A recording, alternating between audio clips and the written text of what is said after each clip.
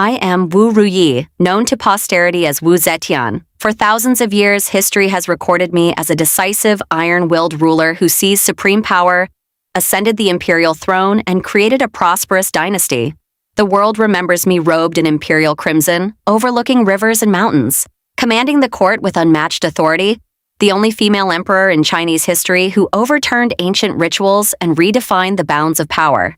Yet no one remembers the innocent young girl who first stepped into the Grand Tang Palace. Clear-eyed, sincere, untainted by intrigue, craving neither supremacy nor glory, only peace and integrity. When I first entered the palace, clad in plain silk and radiant youth, I carried the purity and dignity of a noble maiden into the magnificent yet perilous Tang court. In those days, I believed in the openness of the prosperous Tang dynasty, trusting that sincerity would be rewarded and integrity would shield me from harm. I was well-read and ambitious, possessing both feminine tenderness and the broad vision worthy of any man. I once thought the palace held room for pure hearts, that I could live honestly and preserve my original self amid towering vermilion walls. I once admired Emperor Taizong deeply, revering him as an eternal sage king who founded the Zhenguan prosperity, steady, wise, and awe-inspiring. Young and devout, I offered my whole heart, desiring only to serve faithfully and accompany him quietly. I craved no exclusive favor or noble rank, only mutual understanding and peaceful days. Yet the palace tolerates no purity, and emperors suffer no obsession. A single prophecy foretelling a female ruler who would seize the dynasty dragged me into endless suspicion, rumor, and persecution overnight. From that moment, I learned that no one is innocent in the deep palace, and no peace is ever granted freely. Though I never competed for favor, schemed for power, or overstepped my bounds, I endured imperial estrangement, court suspicion, and relentless conspiracy. I was neglected, doubted, and suppressed, trapped repeatedly in cold palaces, tasting endless indifference and unjust grievance.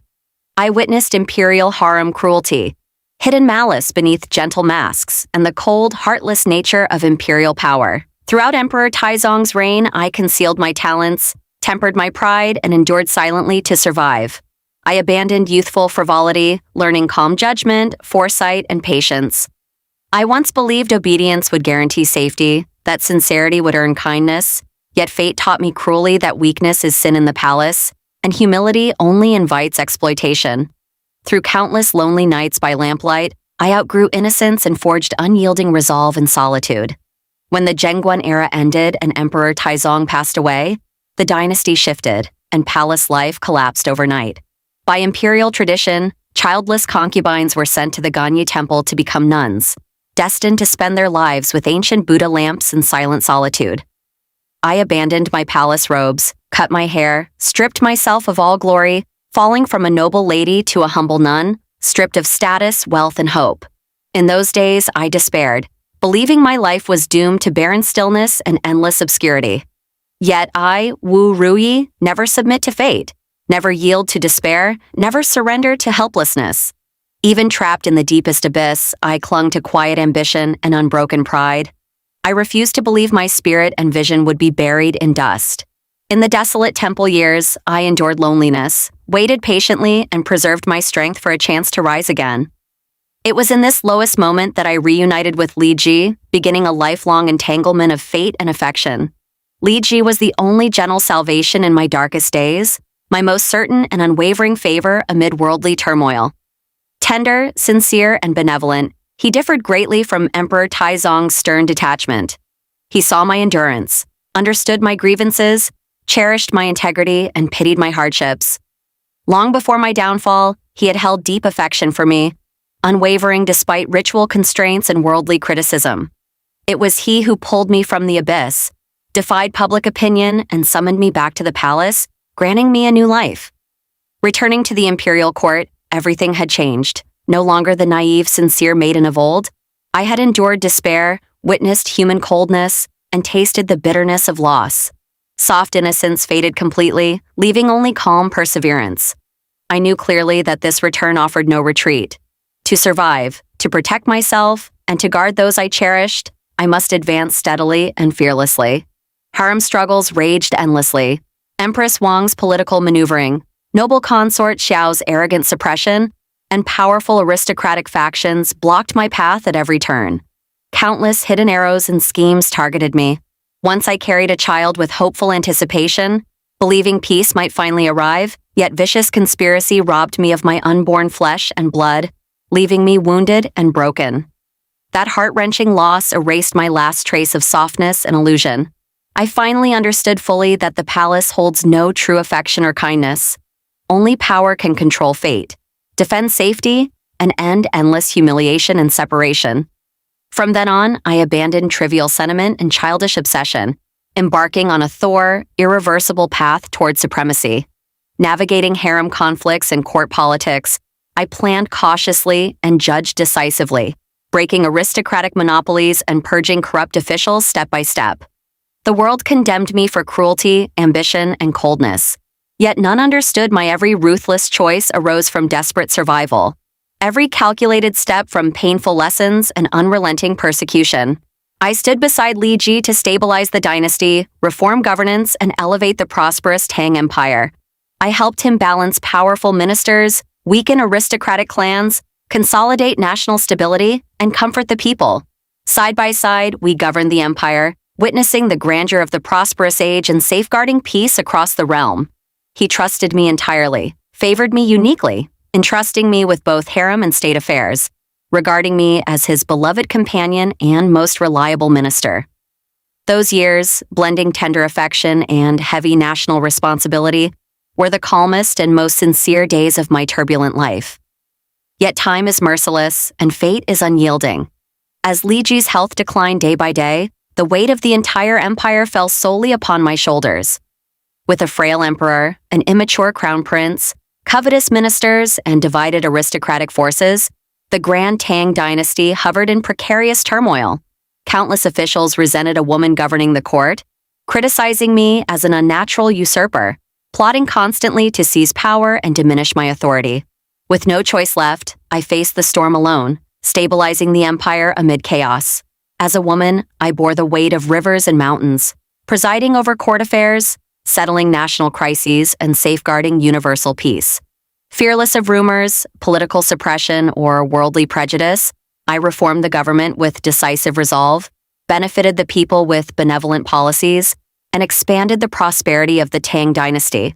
I promoted talented commoners, broke aristocratic privilege, enacted compassionate reforms, and brought unprecedented stability and prosperity to the realm.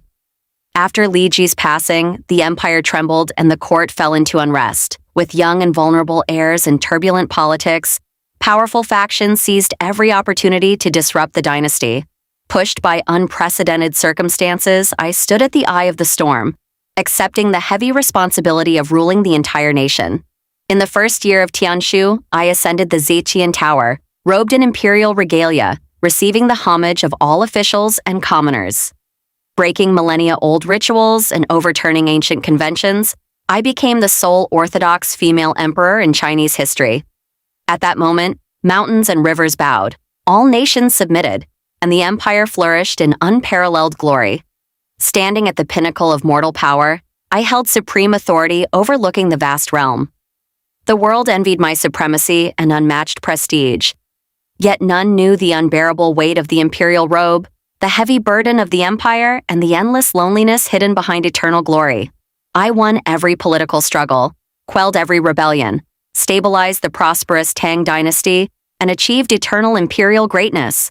I shattered the mortal limitations imposed on women, broke worldly shackles and ritual constraints, proving that women could govern empires, secure peace, create prosperity, and leave eternal legacies. Diligent and benevolent, I consolidated imperial foundations and extended the glory of the Tang Age, living up to my dynasty, my people, and my era. Yet supreme heights harbor only solitude. Though I held imperial power over all under heaven, I could never retrieve the sincere, innocent Ruyi of my youth. Though I possessed endless rivers and mountains, I could never retain the warm companionship and exclusive affection I once cherished. Though worshipped by thousands and revered by officials, I remained eternally alone, misunderstood and unaccompanied. My life was consumed by political struggle, national endurance, and dynastic prosperity. I endured endless storms and unjust rumors, abandoning trivial tenderness, ordinary peace, and simple feminine joy. The world sees only my imperial majesty and iron resolve, unaware that I was once tender, sincere, longing for stability and companionship. I was once an ordinary maiden who cherished gentle mortal warmth. It was palace cruelty, worldly impermanence, and relentless fate that stripped me of softness, forged my armor, and sharpened my resolve. Every ruthless decision stemmed from helplessness, every strength from isolation, every political purge from a desperate desire to safeguard national peace and mortal stability. In my declining years, I look back on a life of wind and rain, glory and solitude, turbulence and supremacy. I overturned ancient rituals, founded a prosperous age, secured dynastic stability, and blessed countless people. Merits and faults, glory and grievance, I leave entirely to later generations to judge. I erected a wordless stele, recording no achievements, defending no grievances, clinging to no obsession. In this life, I have no regrets toward my dynasty, my people, my era, or my conscience. Only toward the tender, innocent girl I once was. I am Wu Ruyi, also known as Wu Zetian. From a naive palace maiden to an eternal female emperor, from sincere tenderness to unshakable depth of mind, I weathered countless trials, overcame endless hardships, and seized control of my destiny. Never yielding to fate, never fearing rumor, never surrendering to despair, never wasting my life. As a solitary woman, I forged an eternal legend and an immortal monument in history.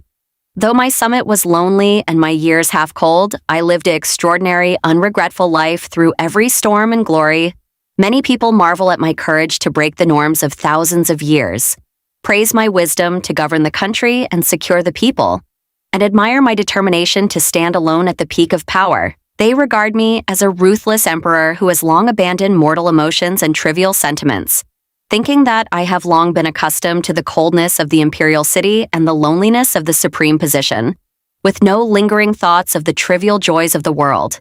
Yet only I know that beneath this unyielding imperial bearing still lies the mortal heart of an ordinary woman who has walked through wind and rain, tasted joys and sorrows, and endured parting and longing. I have seen all the prosperity of the world, held the supreme power of the empire, and enjoyed the worship of all people.